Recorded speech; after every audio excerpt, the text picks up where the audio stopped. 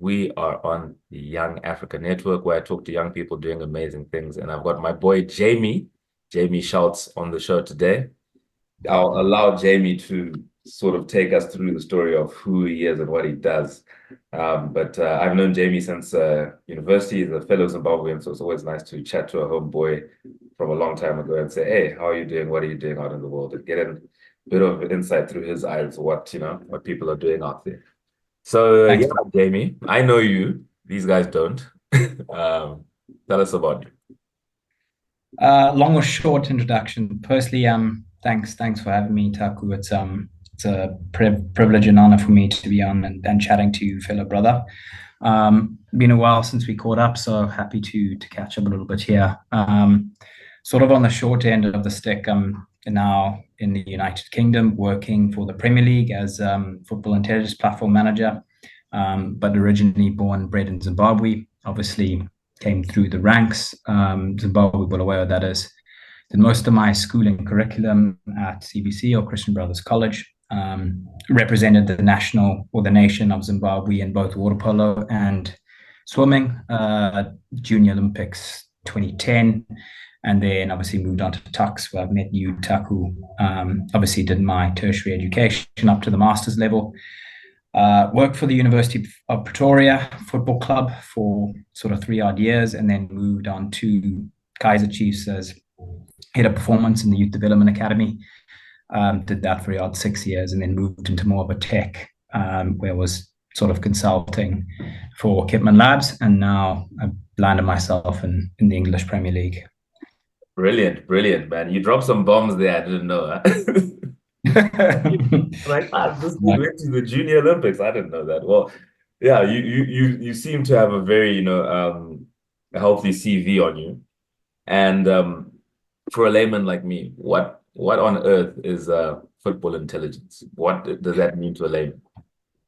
So, without having to explain exactly what it is, I probably need to give the history and the context of it.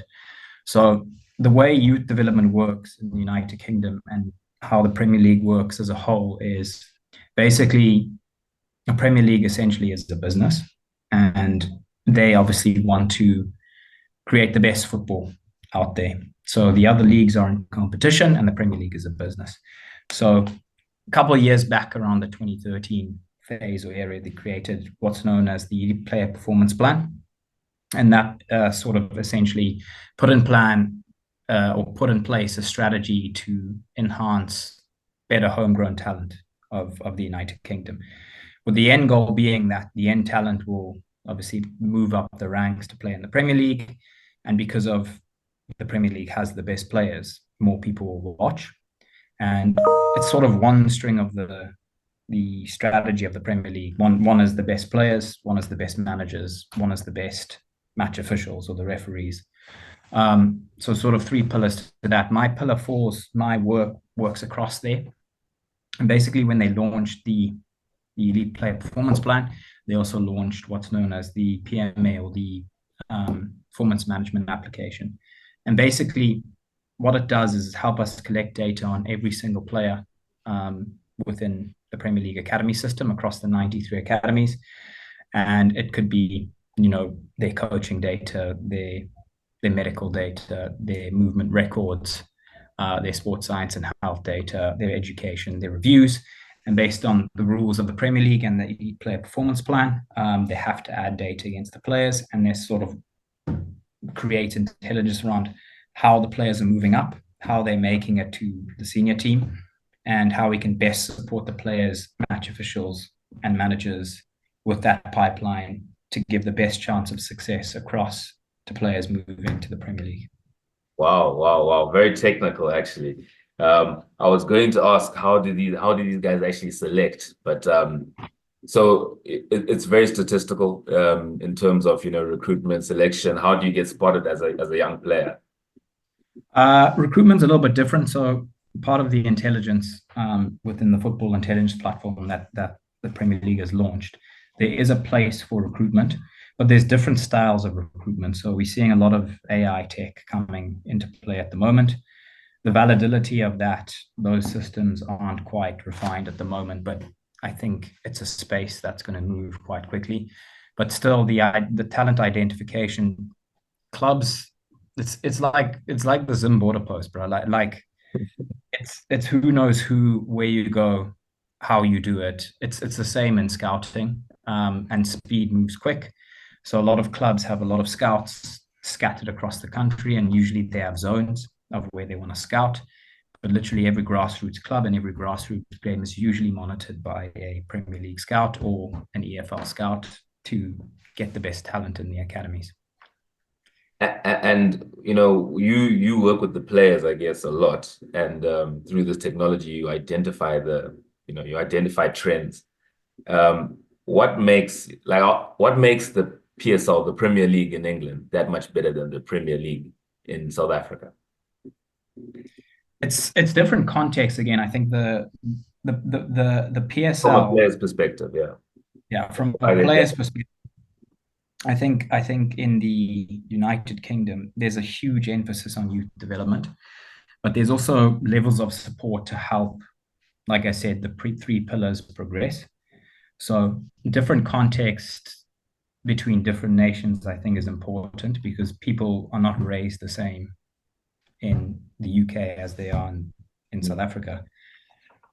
Everywhere has their challenges, but it's just different. So in South Africa, you have a little boy that's a rough diamond in Soweto in the township, but he's having challenges of transport, not eating.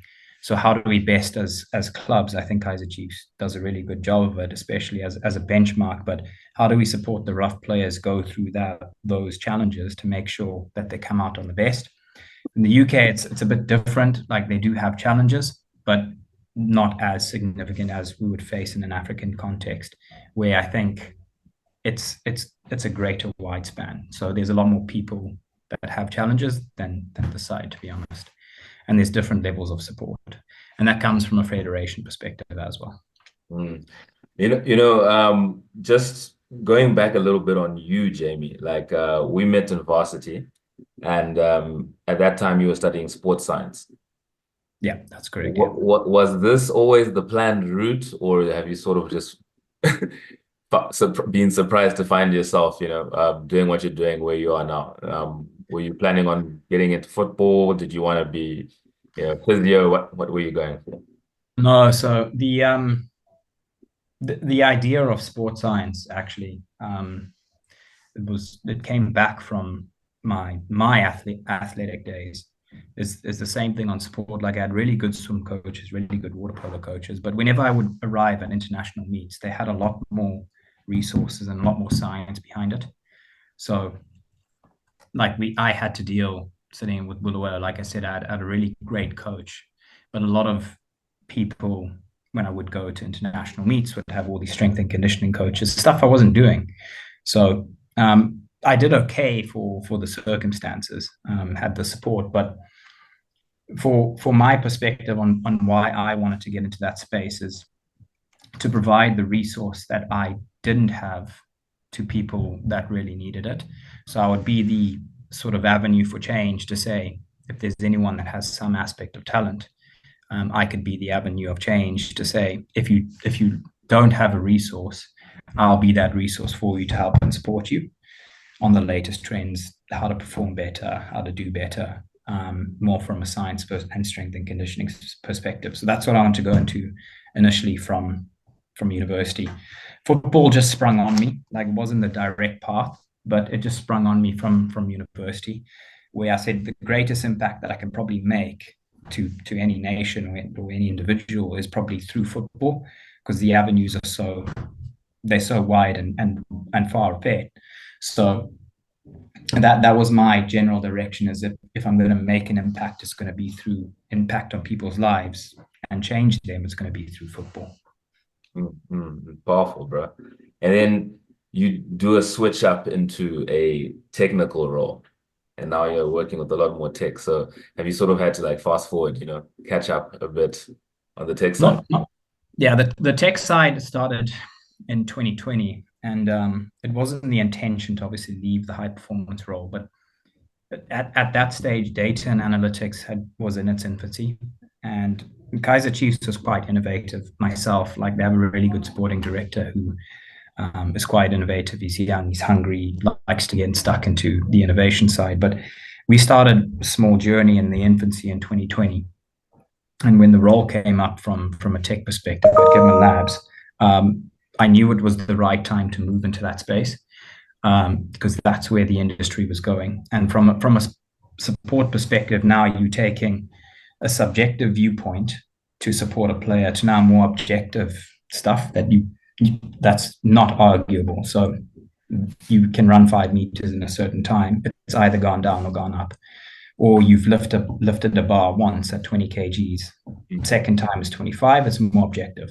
So just as a short an example is like the support and progress of a player can be monitored better objectively. We can better support the support staff and the player to progress with his goals. So can you kind of like is this like a system that like you can tap into? Like if I do my 20 press ups here and I do my 100-meter sprints, can I submit my figures? Yeah, technically, yeah. So the system offers like a wide range of support, and like football has expanded now, not just to what you do on the field. It's now education. It's now player safety. It's now injury maintenance. It's rehab. So any data that you see fit that you want to collect that will objectify your decisions and make sure the talent development pipeline is built, you can collect on. So whether it's the distance covered on the field, whether it's my wellness when I wake up in the morning to identify injury risk, whether it's my coaching curriculum, if I'm moving towards what I need to do, if I'm a striker, I can see how many times I've worked on shot practice, whether it's my medical records or injury records, everything's in one place to make a real structured, objective decision based on how can we support this player. Based on all the information that the teams collect, they can then draw up development plans and help them progress. So that's the idea of centralized intelligence, and sort of my role is to leverage that. Hectic. One of the things that I think a lot of people overlook, especially the big fans, is just how big of a business football is, around the world, and how big and organized these leagues are. So how is it sort of seeing that aspect as well of football, being involved? I think it's that side, the management side of football, effectively. I think football, it's different from a league perspective and a club perspective. From a league perspective, there's a lot more things to think about operationally because if you take the Premier League, for example, it's a small thing, but when you switch on the TV, there's usually a Premier League game. But that needs to be organized. So there needs to be a schedule, there needs to be a stadium ready, there needs to be broadcasters informed, there needs to be the team compliance, and things chop and change. So operationally, the Premier League works widely from broadcasting, again, to all the education for each of the areas, if it's coaching, sports science, medical, academy managers.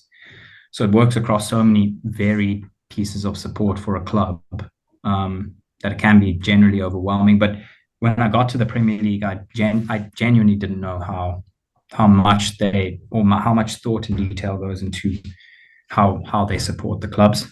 The day-to-days are quite overwhelming from a club perspective and a Premier League perspective. Do you have a team? I support Chelsea. Okay. Put that on record. Chelsea and Kaiser Chiefs.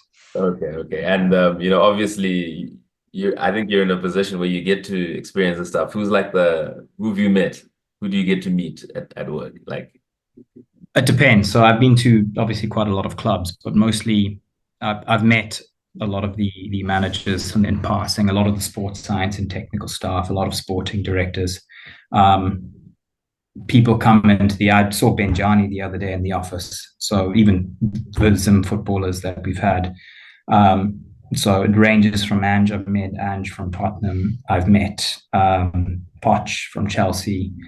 I've met Graham Potter. I met Wes Morgan. I've met quite a few people in passing. So it's also a perk of the job is to gain access to this network. Yeah, and it's also, I guess, pretty cool as well for just anyone, just the whole arrangement. No, that's great to hear. Africa, you coming back anytime? I'm always coming back to Africa.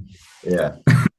It's the I, home. It's I the don't know if home. we have. I don't know if we have a league right now. If we have I think our team just got back in. Zimbabwe is just back Yeah. on the international circuit. So yeah, when we get our money up, Jamie.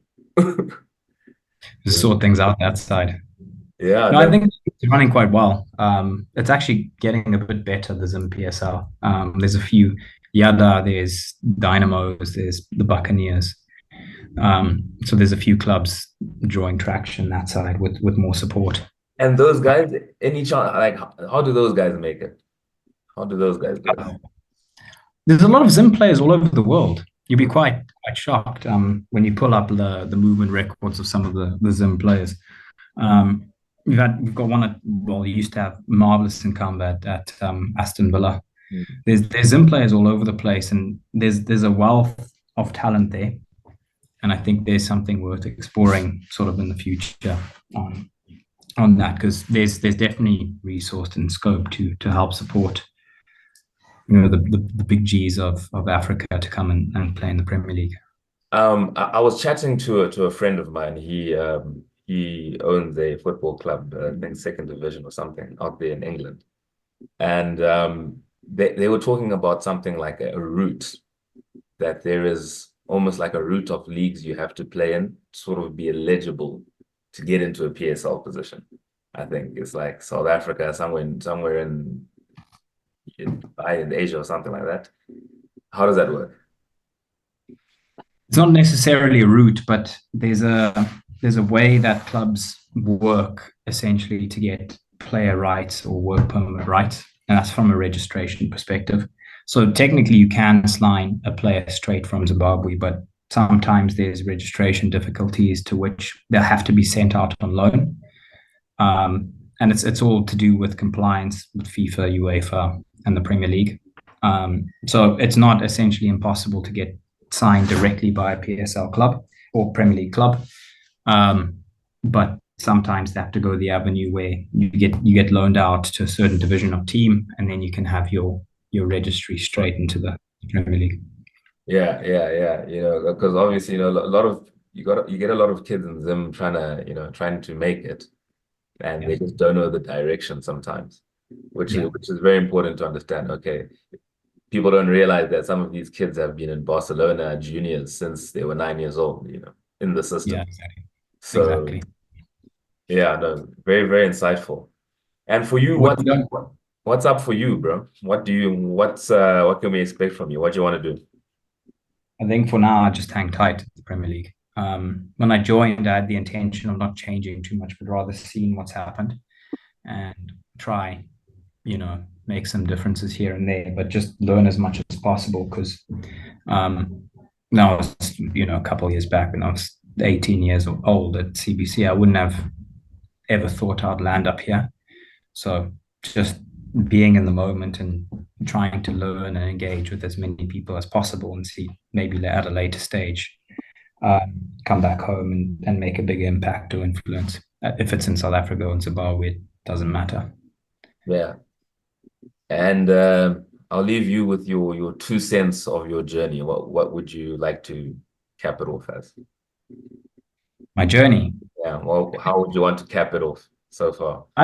I don't know. Really So now and going, like what's hopefully it's not over. yeah. Hopefully it's not over. That's the thing. But I think just sticking to your guns. Usually, some people say, some guys will spiel hard work and all this stuff, but I think if you know where you want to go and you dedicate the time, usually things might not work out or they will work out, but everyone's path is different. So I think just keep faith and stick to your guns, and things will work out eventually. I love it. That's the title of this interview. I'll put that on On the the title, the drop down. stick to your guns.